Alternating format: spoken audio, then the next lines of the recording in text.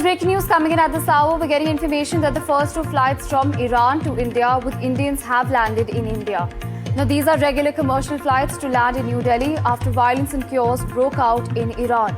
New evacuation flights, remember, have been in fact scheduled from Iran to India yet. The Indian government, however, has prepared for any eventuality. Iran, remember, had shut its airspace after massive violence against the Iranian regime.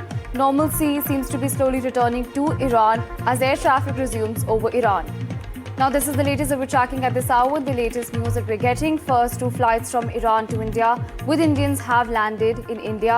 These are regular commercial flights that have landed in New Delhi after the violence and chaos broke out in Iran. Well, on this, my colleague Shabang brings you more. Take a look. Iran से एक भाई साहब हमारे साथ पहुंचे हैं। एक बार बात करेंगे। सर, आपका नाम क्या है? मेरा नाम डॉक्टर अफसार हैदर।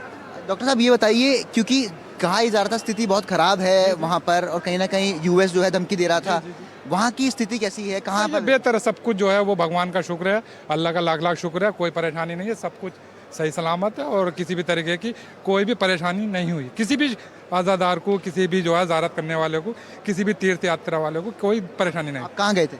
मैं जो है ईरान गया था, इराक गया था, ज़ारतों के लिए, करबला वगैरह, तो सब। क्या वहाँ पे नेटवर्क वगैरह बंद हो गया था, रोज बात नहीं कर पा रहे थे? हो जाती है थोड़ी, अपने उनकी अपने पर्सनल इशू में, उसकी कोई प्रॉब्लम नहीं, वो तो हो जाने। कभी ऐसा नहीं लगा कि जान को कोई खतरा है? नहीं नहीं नहीं, सब एकदम फर्स्ट क्लास।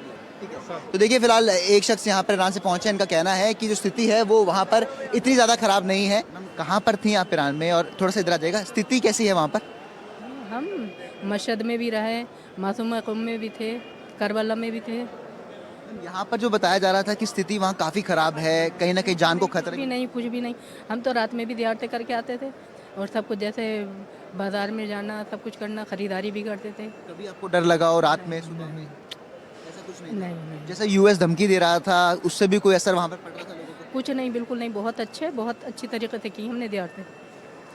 आप ठीक हैं, खुश हैं वापस? अल्लाह का शुक्र है। Thank you.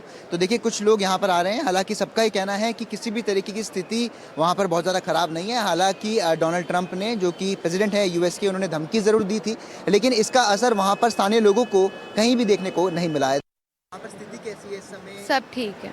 जैसा अभी सुनने में आ रहा था कि जो यूएस है उन्होंने धमकी दी थी। हमें आइडिया नहीं था, हमें इंटरनेट ही नहीं था। इंडियन एम्बेसी ने आप लोगों से कांटेक्ट किया था? इंडियन एम्बेसी से? हाँ, लेकिन हम खुद आए हैं फिलहाल। अच्छा। हमें कुछ आइडिया नहीं बहुत सारे अभी। नहीं, हो रहे थे वहाँ पर। हाँ, सुनने में आ रहा था, बट हमने देखा नहीं कुछ।